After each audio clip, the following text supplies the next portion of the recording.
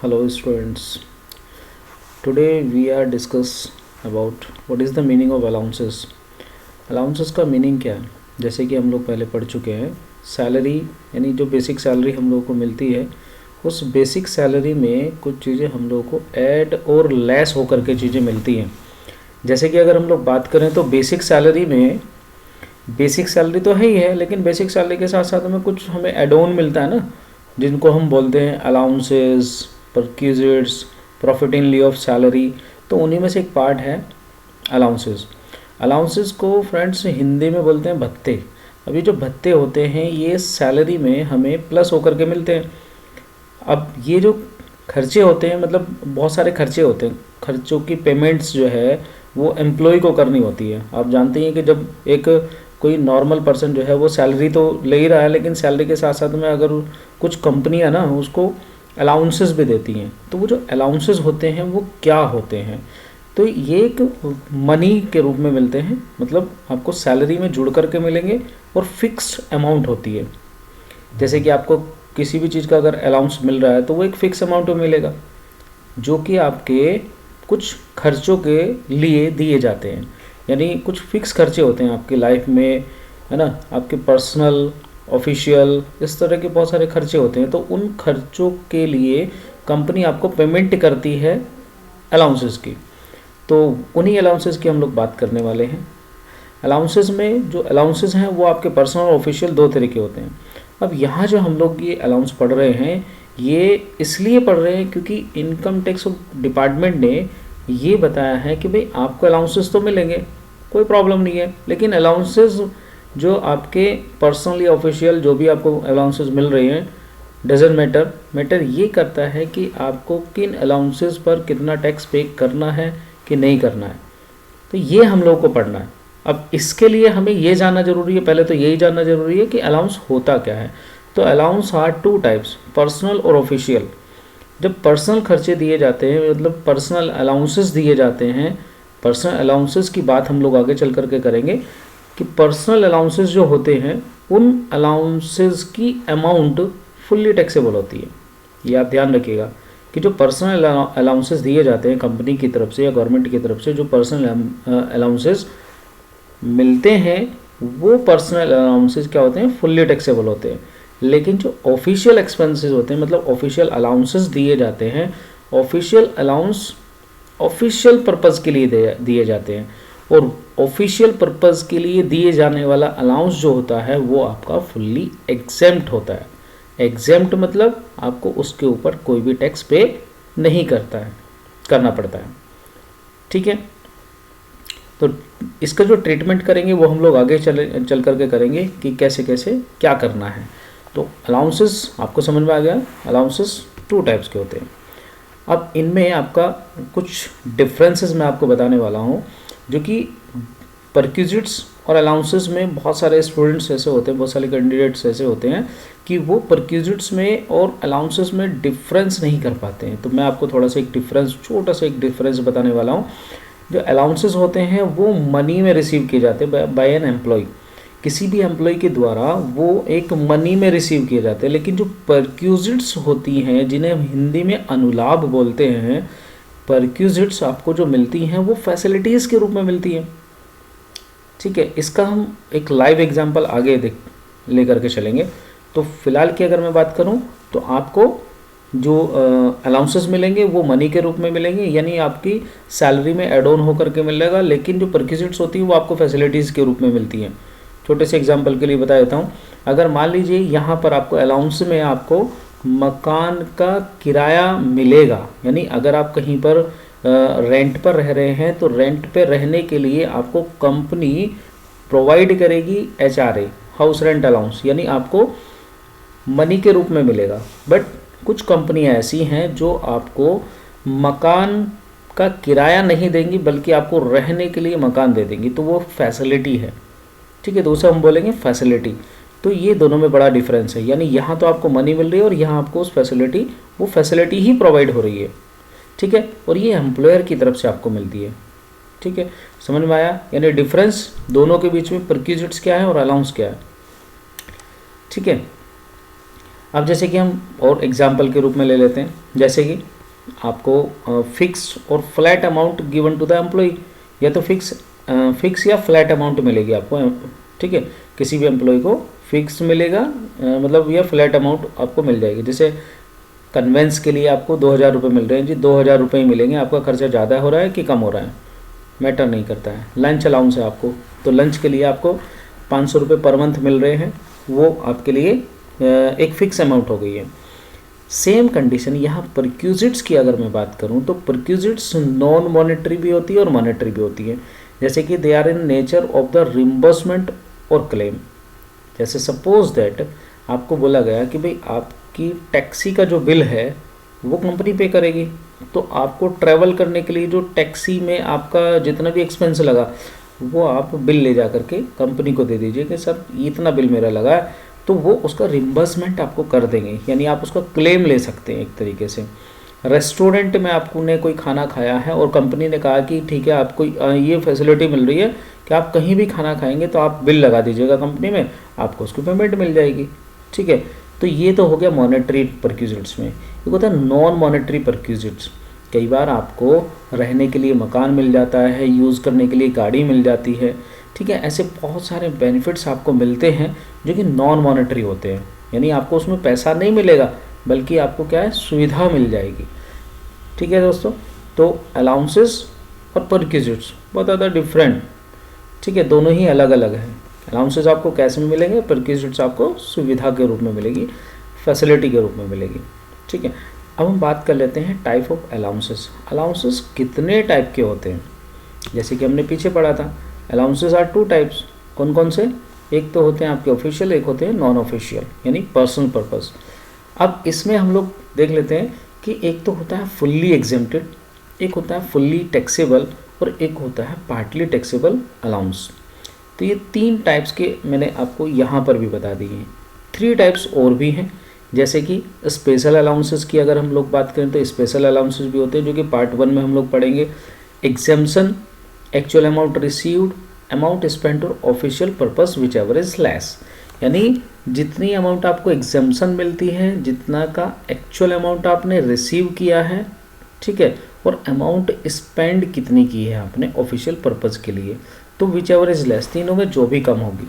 इसको हम एग्जाम्पल के थ्रू आगे पढ़ेंगे ब्रीफली, ओके। तो स्पेशल अलाउंसेस होते हैं, स्पेशल अलाउंसेस पार्ट 2 होते हैं, और अदर नोटिफाइड अलाउंसेस होते हैं जिनकी लिमिट दी गई होती है गवर्नमेंट के द्वारा, ठीक है। तो आगे बढ़ते हैं। फुल्ली एग्जेम्प्टेड अलाउंस कौन, जो फुल्ली एग्जेम्प्टेड होते हैं उनके ऊपर कोई टैक्स नहीं लगता है, लेकिन जो फुल्ली टैक्सेबल अमाउंट होती है, फुल्ली टैक्सेबल अलाउंस होते हैं, उनके ऊपर पूरी अमाउंट जो हम लोग को मिल रही होती है फ्रेंड्स, उनकी पूरी अमाउंट पर टैक्स पे करना होता है, ठीक है। तो कुछ चीज़ें तो हमें ऐसे मिलती हैं, जैसे मान लीजिए जो भी हमें अलाउंस मिल रहा है उस अलाउंस में गवर्नमेंट ने कहा, इनकम टैक्स डिपार्टमेंट ने जो अपना एक सर्कुलर बना रखा है, अपने जो नोटिफिकेशंस दे रखी हैं, अपने जो लॉ है उस लॉ के अंदर कम्प्लीटली बोला गया है कि भैया अगर आपने ये वाली अमाउंट, यानी कंपनी ने अगर आपको ये अमाउंट दी है, यानी ये अलाउंस दिया है अगर आपको, तो उस अलाउंस पर आपको कोई टैक्स पे नहीं करना है। ये डिपार्टमेंट बोल रहा है। कंपनी ने आपको अलाउंस दे दिया, ठीक है, लेकिन आपको उसके ऊपर कोई भी टैक्स कैलकुलेट नहीं करना है। ये इनकम टैक्स डिपार्टमेंट ने बोला। वो 100% टैक्स से फ्री होते हैं, उसीलिए बोला जाता है फुल्ली एग्जेम्प्टेड। तो फुल्ली एग्जेम्प्टेड कौन से होते हैं? जिनके ऊपर टैक्स आपको पे नहीं करना है। लेकिन जो फुल्ली टैक्सेबल होते हैं, अगर आपको 100 रुपीज़ किसी चीज़ की अमाउंट मिल रही है, यानी कोई अलाउंस आपको मिल रहा है 100 रुपीज़, तो आपको उसकी 100 रुपीज़ पर ही टैक्स कैलकुलेट करना पड़ेगा, ठीक है। थर्ड की अगर मैं बात करूं तो पार्टली टैक्सेबल अलाउंस होते हैं। ये फॉर्मूला बेस्ड चलते हैं, यानी गवर्नमेंट ने कुछ हमें फॉर्मूले दे रखे हैं, वो फॉर्मूले के अकॉर्डिंग हमें उसके ऊपर टैक्स पे करना है, या कितनी अमाउंट पे टैक्स पे करना है, कितनी अमाउंट पे टैक्स पे नहीं करना है। तो पहले हम लोग इन तीनों को देख करके चलेंगे, उसके बाद हम लोग स्पेशल अलाउंसेस की बात करेंगे, स्पेशल अलाउंस पार्ट 2 की भी बात करेंगे, ठीक है, ओके। तो जो फुल्ली टैक्सेबल अलाउंस है उनको हम लोग एक बार देख लेते हैं फुल्ली टैक्सेबल अलाउंस कौन कौन से होते हैं। फुल्ली टैक्सेबल अलाउंस की अगर मैं बात करूँ तो DNS allowance, city compensatory allowance, tiffin या lunch allowance, overtime allowance, fixed medical allowance, servant allowance, other taxable allowance, transport allowance, ये सभी अलाउंसेस जो हैं ये हमारा टैक्सेबल फुल्ली टैक्सेबल अलाउंस है। डीएनएस अलाउंस की अगर मैं बात करूँ तो फ्रेंड्स डीएनएस अलाउंस को हिंदी में बोलते हैं महंगाई भत्ता। अब ये जो महंगाई भत्ता है, this allowance is paid to the compensate the employee against the rise in price level in a economy, although it is a compensatory allowance against high price but whole is taxable।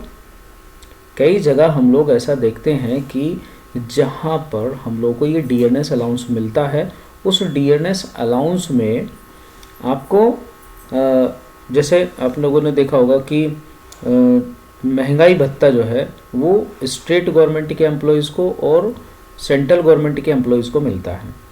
अब ये हर साल जितनी जो भी महंगाई बढ़ती है, यानी इकोनॉमी में प्राइस लेवल जो राइज होता है, बढ़ता है, उसके अगेंस्ट हर कंपनी या फिर गवर्नमेंट जो है उसको बढ़ाती है एवरी ईयर। आप लोगों ने सुना भी होगा जैसे छठा वेतन आयोग लगता है, सातवां वेतन आयोग लगता है, तो इसके अंतर्गत जो है डीएनएस अलाउंस का प्राइस भी बढ़ता रहता है।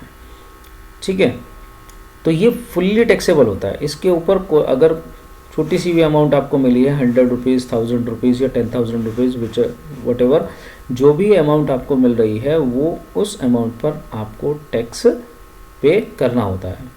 ठीक है, यानी वो टैक्सेबल वैल्यू होती है फुल्ली। सेकेंडली अगर मैं बात करूँ तो सिटी कंपनसेंट्री अलाउंस है। सिटी कंपनसेंट्री अलाउंस को हिंदी में अगर बोलें तो नगर क्षतिपूरक भत्ता होता है। This allowance is paid to the employees who are posted in a big cities, जो बड़ी सिटीज़ में सर्वाइव कर रहे होते हैं, जैसे कि high cost of living cities like Delhi, Mumbai और बहुत सारी सिटीज़ ऐसी हैं जो कि हाई कॉस्ट ऑफ लिविंग्स होती हैं। यानी वहाँ अगर मैं बात करूँ तो हमारी जो जीवनचर्या है उसको चलाने के लिए और छोटी चीज़ को खरीदने के लिए भी हम लोग को बड़ा अमाउंट वहाँ पर पे करना होता है। यानी आप लोगों ने सुना होगा कि भाई जैसे आसपास की जो हमारी जो छोटी सिटीज़ होती हैं उनमें लाइफ को सरवाइव करना बहुत इजी है, लेकिन अगर कहीं हम दिल्ली, मुंबई, कोलकाता, चेन्नई ऐसी जगह पर जाते हैं तो वहाँ मुझे लगता है कि वहाँ अगर नॉर्मल रेट से भी ज़्यादा वहाँ पर प्राइस होते हैं। सो दैट आपको ये समझ करके चलना है कि सिटी कंपनसेंट्री अलाउंस जो है क्षतिपूरक भत्ता है, यानी आपको कंपनी उन सिटीज़ में रहने के लिए आपको ऑफर्ड कर रही है कि अगर आप वहाँ रहेंगे तो सैलरी तो आपकी है ही है, लेकिन सैलरी के साथ साथ जो आपको अलाउंस मिल रहा है वो अलाउंस आपके फ़ायदे में रहने वाला है। यानी तो गवर्नमेंट ऑफ डिपार्टमेंट यानी इनकम टैक्स डिपार्टमेंट ने सिटी कंपनसेंट्री अलाउंस को भी फुल्ली टैक्सेबल अलाउंस में रखा है।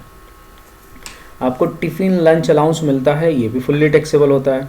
ये एम्प्लॉय को कूपन्स के रूप में या इस तरह के से मिलता है, फिक्स होता है ये भी। ओवर टाइम अलाउंस मिलता है आपको। आपने देखा होगा कई बार मतलब ज़्यादा काम करने के लिए भी बहुत सारी कंपनीज़ क्या एम्प्लॉय को प्रेरित करती हैं, बोलती हैं कि भाई एक काम करो, आप अगर ज़्यादा देर काम करोगे तो आपको ज़्यादा पैसा मिलेगा, ज़्यादा पैसा मिलेगा, तो उसके लिए एक अलाउंस फिक्स कर दिया है कि भाई आपको इतना फिक्स अलाउंस मिलेगा मिलेगा। Is it clear? तो when an employ work for extra hours and above his normal hours of duty he is given over time allowance as a extra wages, it is a fully taxable. और ये पूरी तरह से यानी अगर उसकी 100 rupees amount मिल रही है तो वो 100 रुपीज़ उसके क्या होंगे, टैक्सेबल होंगे। ठीक है, फुल्ली टैक्सेबल अमाउंट है।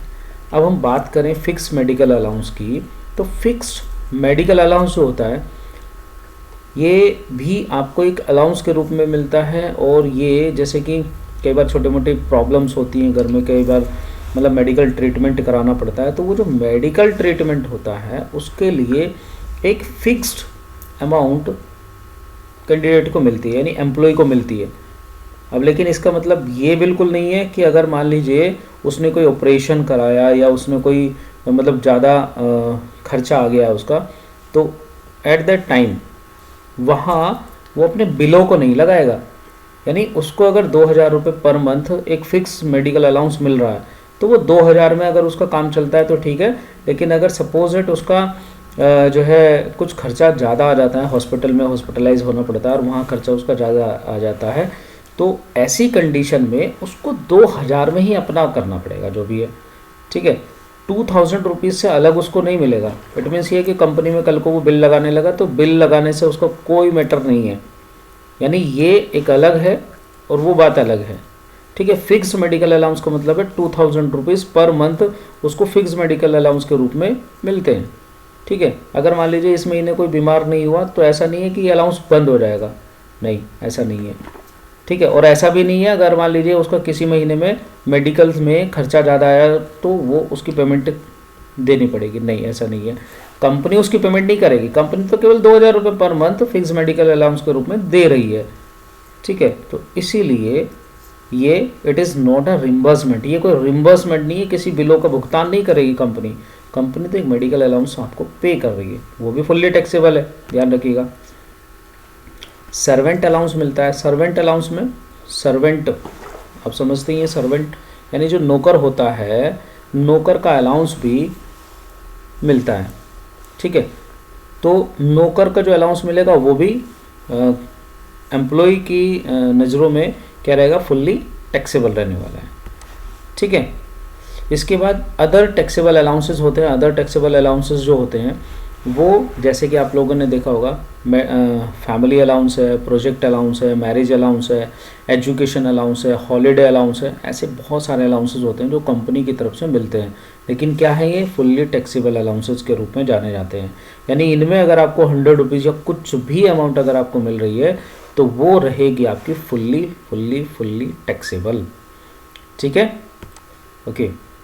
ट्रांसपोर्ट अलाउंस मिलता है आपको, तो ट्रांसपोर्ट अलाउंस जो है वो भी आपका फुल्ली टैक्सेबल होता है, लेकिन इसमें कुछ कंडीशंस ऐसी होती हैं कि जो कि पार्टली टैक्सेबल होता है और पार्टली एग्जेम्प्ट रहता है। ठीक है, तो वो कितनी अमाउंट तक एग्जेम्प्ट रहता है ये हम आपको आगे बताएंगे। Is it clear?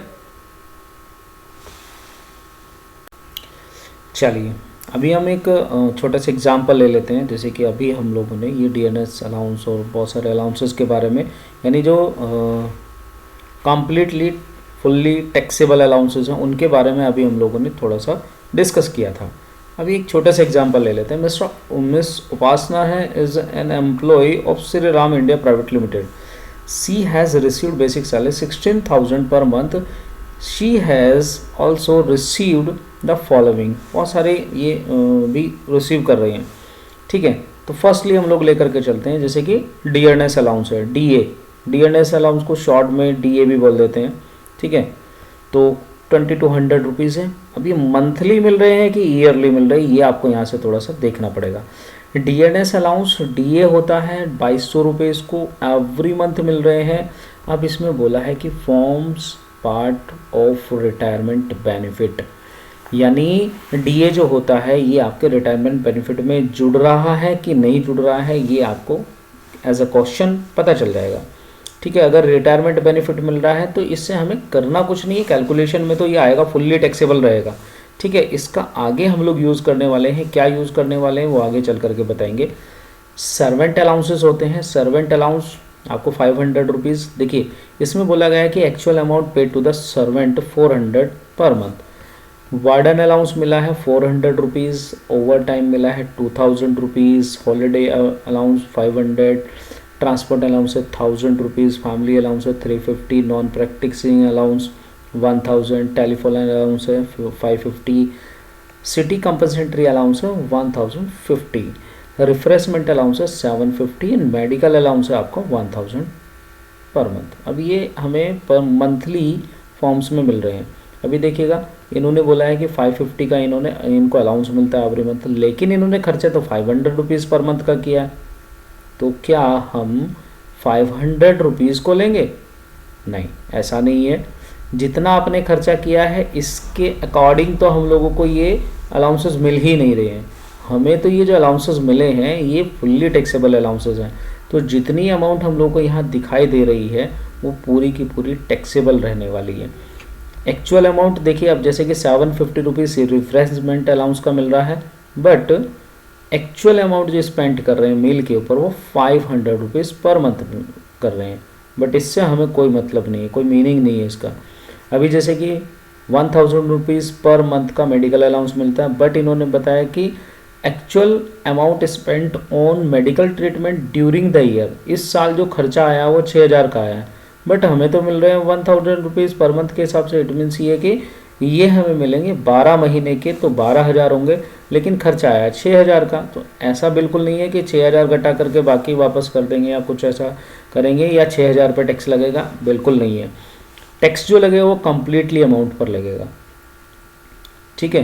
तो इसमें अभी हम उन चीज़ों को पढ़ ही नहीं रहे हैं जिनकी वजह से हम लोगों को ये करना पड़े कि इतनी अमाउंट आपकी स्पेंड की गई है तो उतने पे आपको टैक्स नहीं देना है, ऐसा बिल्कुल भी नहीं है, ठीक है। तो जितना भी ये पार्ट दिया गया है आपको, ये पूरा का पूरा टैक्सेबल पार्ट है। चलिए हम आगे पढ़ चलते हैं, इसका एक एग्जाम्पल ले लेते हैं जो कि सॉल्व्ड है, ठीक है। 16,000 इसकी सैलरी है, 22 फुल्ली टैक्सेबल है, ये सभी फुल्ली टैक्सेबल हैं, आप देख सकते हैं। You can see 27,300 rupees total salary बनी है इनकी 1 मंथ की। मंथली इतना है तो मल्टीप्लाई 12 से करेंगे तो ईयर की हमें यहाँ पर सैलरी यानी ग्रॉस सैलरी मिल जाएगी, ठीक है। तो आप समझ गए ना बात को कि भाई यहाँ से लेकर के यहाँ तक के जितने भी अलाउंसेस थे वो सारे के सारे क्या थे, हमारे फुल्ली टैक्सेबल अलाउंस थे। Is it clear? ओके, अब हम बात कर लेते हैं पार्टली टैक्सेबल अलाउंसेस। ये जो पार्टली टैक्सेबल अलाउंसेस हैं, इनकी अगर मैं बात करता हूँ तो इनकी के लिए यानी जो कंपनी हम लोग को अलाउंस पे कर रही है उनमें से कुछ पार्ट पर हमें गवर्नमेंट को टैक्स पे करना है और कुछ पार्ट पर हमें गवर्नमेंट को टैक्स पे नहीं करना है। इट मीन्स ये कि अगर सपोज दैट मुझे 1000 रुपीज़ पर मंथ मिल रहे हैं अलाउंस के रूप में, तो मुझे सरकार को हो सकता है कि उसकी 30% अमाउंट पे टैक्स पे करना पड़े, हो सकता है कि 25% अमाउंट पे करना पड़ सके, या हो सकता है कि कुछ अमाउंट पे टैक्स पे करना पड़े और बाकी पे टैक्स पे नहीं करना पड़ेगा। इट मीन्स ये कि वो क्या रहेगा, एग्जेम्प्ट रहेगा फ्रॉम टैक्स। तो कर लेते हैं, जैसे कि एक अलाउंस है HRA, इसको फुल फॉर्म में अगर मैं बात करूँ तो हाउस रेंट अलाउंस होता है। हाउस रेंट अलाउंस ये कंपोनेंट है सैलरी का, provided by the employer to his employee as part of salary for rented accommodation.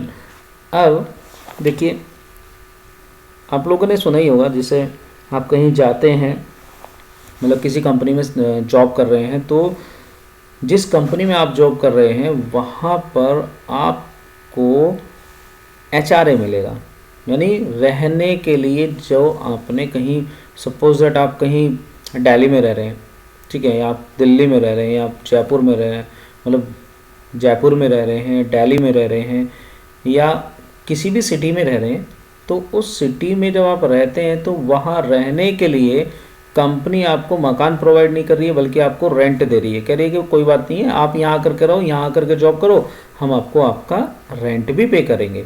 तो वो रेंट यानी हाउस रेंट अलाउंस आपको मिल रहा है।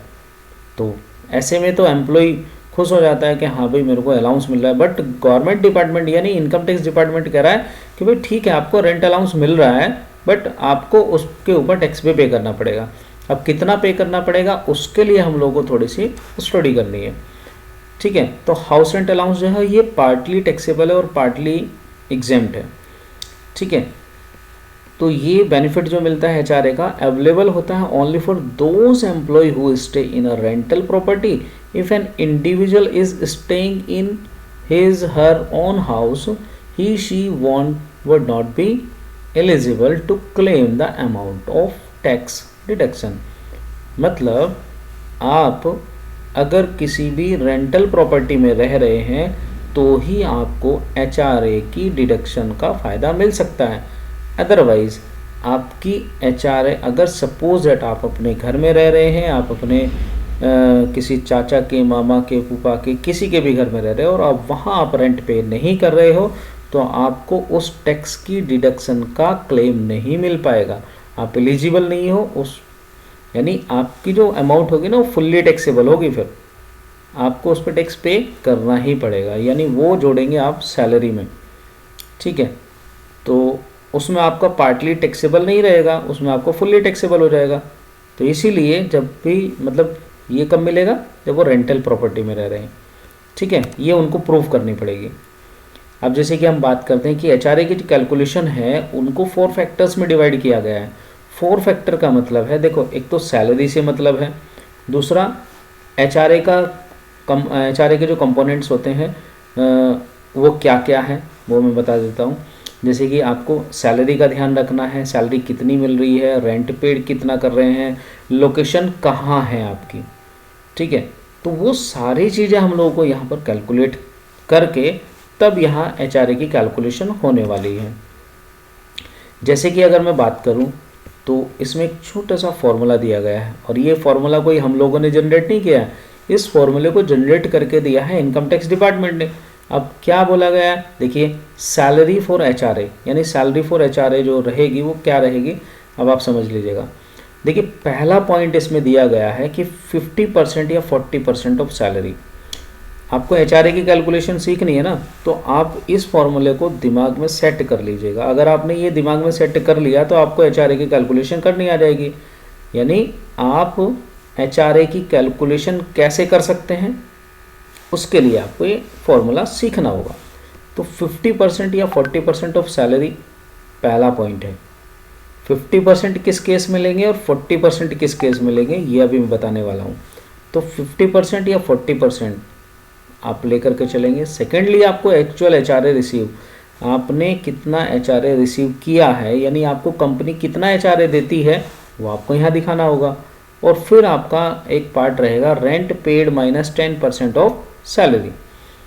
आप कितना रेंट पे कर रहे हैं उसमें से माइनस करेंगे 10% ऑफ सैलरी, ठीक है। और तीनों में जो भी कम होगा, तीनों में जो भी कम होगा विच एवर इज लोअर, वो आपका एग्जेम्प्ट रहेगा, ठीक है।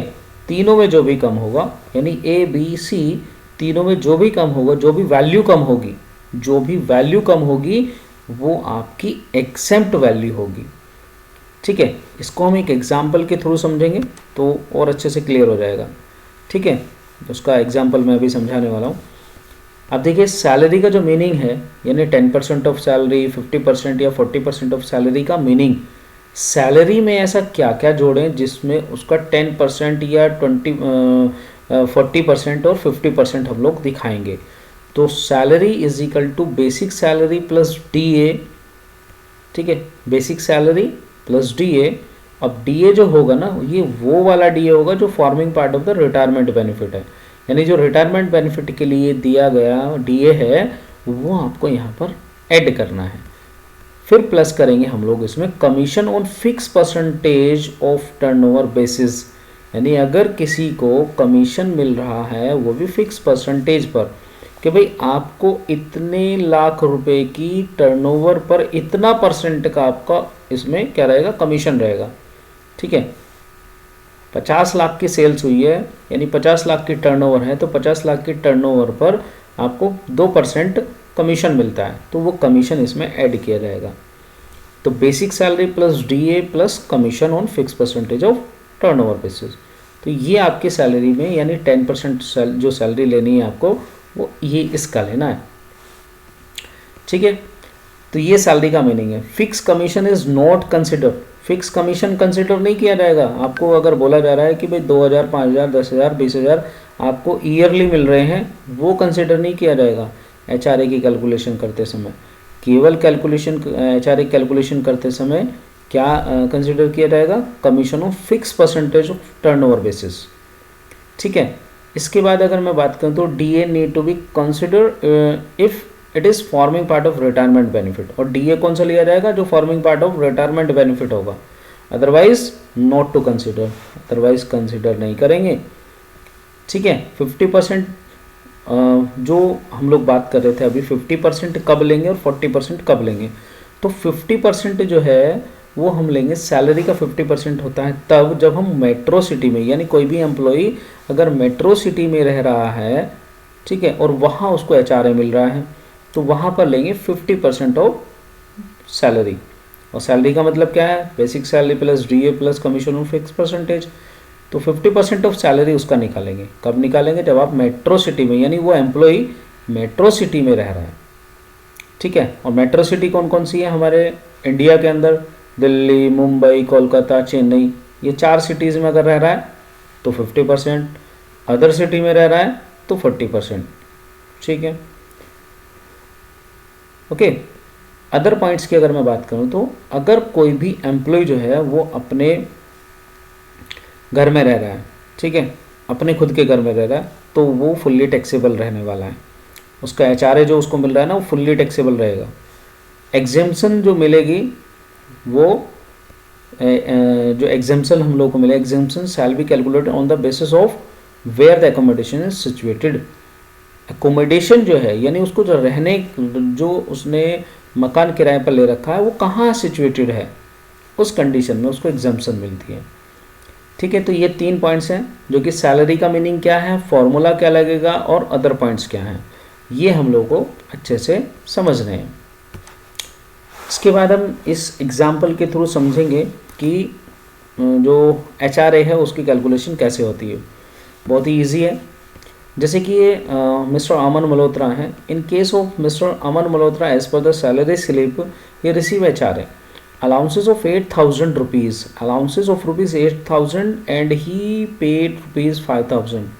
ठीक है, एचआरए जो रिसीव कर रहे हैं, एचआरए जो रिसीव कर रहे हैं 8,000 रुपीज़ पर मंथ, ठीक है, मंथली ले रहे हैं।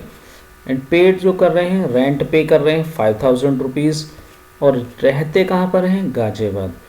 ठीक है, 3 चीज़ मिली हमें, क्या क्या, एचआरए कितना है 8,000 रुपीज़ पर मंथ, और रेंट पे कितना कर रहे हैं 5,000 रुपीज़ पर मंथ, और रह कहाँ रहे हैं, गाजियाबाद में। अब सैलरी का मीनिंग अगर मैं इनका जानूँ, यहाँ पर सैलरी जो रिसीव कर रहे हैं जिसमें कि बेसिक सैलरी प्लस डीए मिलकर है 38,000 प्लस 3910 रुपीज़। ठीक है, दोनों को मिलाया 41,910 रुपीज़। रेंट कितना पे कर रहे हैं सर, ये 5,000 रुपीज़। तो ये हमें जो अदर इन्फॉर्मेशन चाहिए थी वो भी मिल गई है।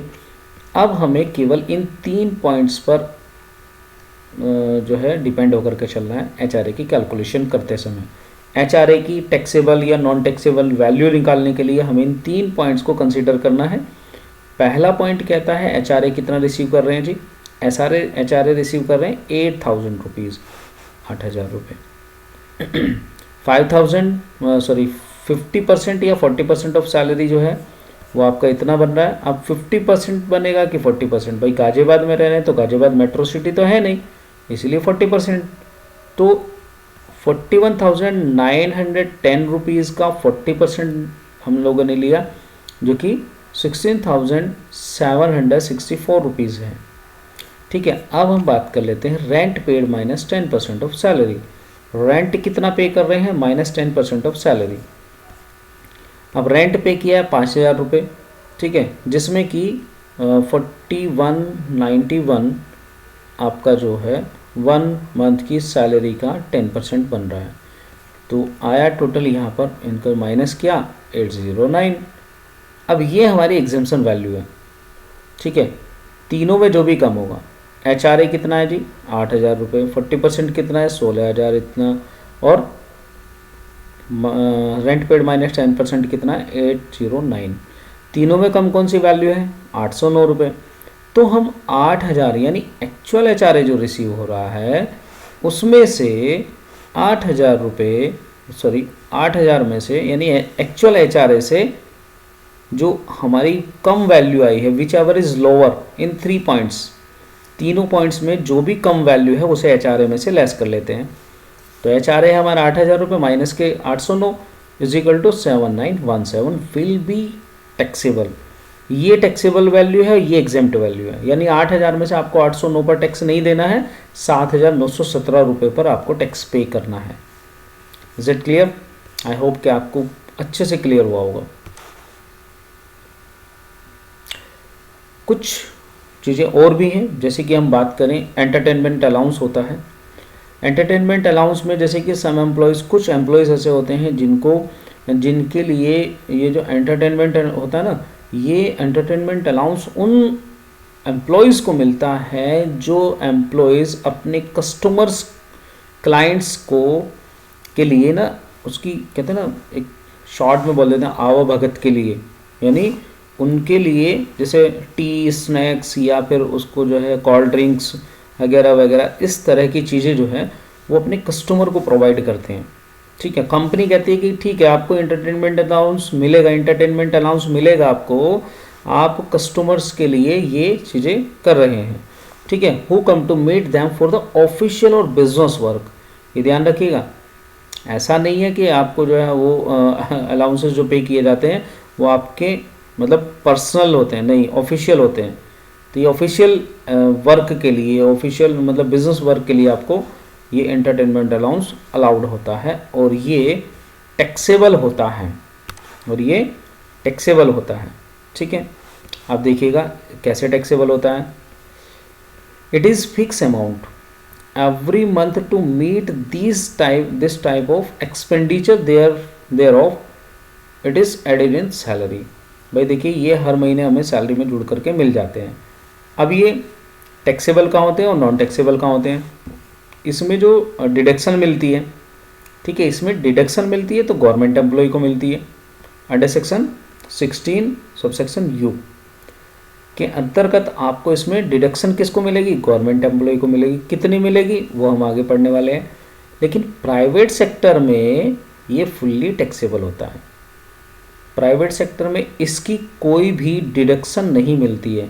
गवर्नमेंट एम्प्लॉयज़ के लिए इसकी डिडक्शन मिलती है अंडर सेक्शन 16, ठीक है, under section 16 under subsection you के अंतर्गत आपको गवर्नमेंट एम्प्लॉय को डिडक्शन मिलेगी। कितनी मिलेगी समझ लीजिएगा। ये admissible to the government employees shall be an amount equal to least the following. इनमें से जो भी वैल्यू कम होगी उसकी डिडक्शन मिलेगी, बाकी को ऐड कर लिया जाएगा टैक्सेबल के लिए। मैक्सिमम लिमिट 5000 की है, 5000 की मैक्सिमम लिमिट है। एक्चुअल अमाउंट रिसीव्ड कितनी कर रहे हैं, जो एक्चुअल अमाउंट उसको मिल रही है। थर्ड पॉइंट आता है इसके अंदर 20% ऑफ सैलरी, सैलरी का 20%। तीनों अमाउंट को अगर मैं जोड़ूं, मतलब तीनों अमाउंट में से अगर मैं देखूं तो सबसे कम कौन सी वैल्यू है, तीनों में जो भी कम वैल्यू होगी उसका डिडक्शन मिल जाएगा। अब एक चीज़ का और ध्यान रखिएगा, एक बात का ध्यान रखिएगा कि सैलरी का जो मीनिंग है यहाँ वो वाला मीनिंग नहीं है जो हमने एचआरए में कैलकुलेट किया था। सैलरी का मीनिंग यहाँ पर जो है एक्सक्लूड एनी अलाउंसेस बेनिफिट और परक्यूजिट, इसमें आपको कुछ नहीं जोड़ना है। इट मीन्स ये कि बेसिक सैलरी पर कैलकुलेट होने वाली है 20% ऑफ सैलरी, ठीक है। 5000 maximum limit 5000, actual amount received है, जो एक्चुअल अमाउंट हम लोगों को एंटरटेनमेंट अलाउंस की रिसीव हो रही है, और 20% of salary whichever is lower. इन तीनों पॉइंट्स में जो भी कम होगा वो एग्जेम्प्ट होगा, बाकी पर आपको टैक्स पे करना पड़ेगा, यानी बाकी आपकी टैक्सेबल वैल्यू रहेगी, ठीक है। तो बेसिक सैलरी एचआरए रिसीव। अब ये कैलकुलेशन लेकर के चल रहे हैं। बेसिक सैलरी अगर मुझे कंप्यूटेशन ऑफ टोटल मतलब जो टैक्सेबल इनकम है, computation of taxable income, basic salary, HRA में से जितना एचआरए हमें रिसीव हुआ है उसमें से आप लेस करेंगे exemption under section 10 subsection 13A को लेस करेंगे। लेस करने के बाद जो अमाउंट आएगी वो टैक्सेबल अमाउंट में यहाँ पर दिखाई जाएगी। एक्चुअल एंटरटेनमेंट अलाउंस कितना है, इतना है, ठीक है, टोटल दिखाया जाएगा, ठीक है। यहाँ पर कोई एग्जेम्पशन नहीं होगा, एग्जेम्पशन इसकी बाद में मिलेगी गवर्नमेंट एम्प्लॉय को, only for government employ.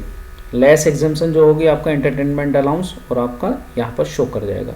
It means ये है कि बेसिक सैलरी आपको शो करानी है और आपको एक्चुअल जो एचआरए की टैक्सेबल वैल्यू है वो शो करानी है और एंटरटेनमेंट अलाउंस शो कराना है। सबको जोड़ करके बाकी बची हुई अमाउंट में से आपका जो एग्जेम्पशन वैल्यू थी, जितने कि आपको एग्जेम्प्ट मिलना था एंटरटेनमेंट अलाउंस का, वो आप यहाँ पर लेस कर लेंगे बाद में, ठीक है। पहले जोड़नी होती है, बाद में उसको लेस कर दी जाती है, ठीक।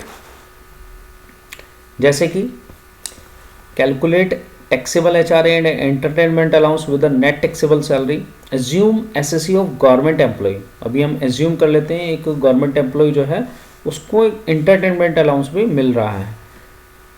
एम्प्लॉय का नाम है अनुज और वो रहते हैं चेन्नई में। उनको बेसिक सैलरी मिल रही है 10,000 रुपये पर मंथ, एचआरए मिल रहा है 8,000 रुपये पर मंथ। उन्होंने रेंट पे किया है 5,000 रुपये पर मंथ।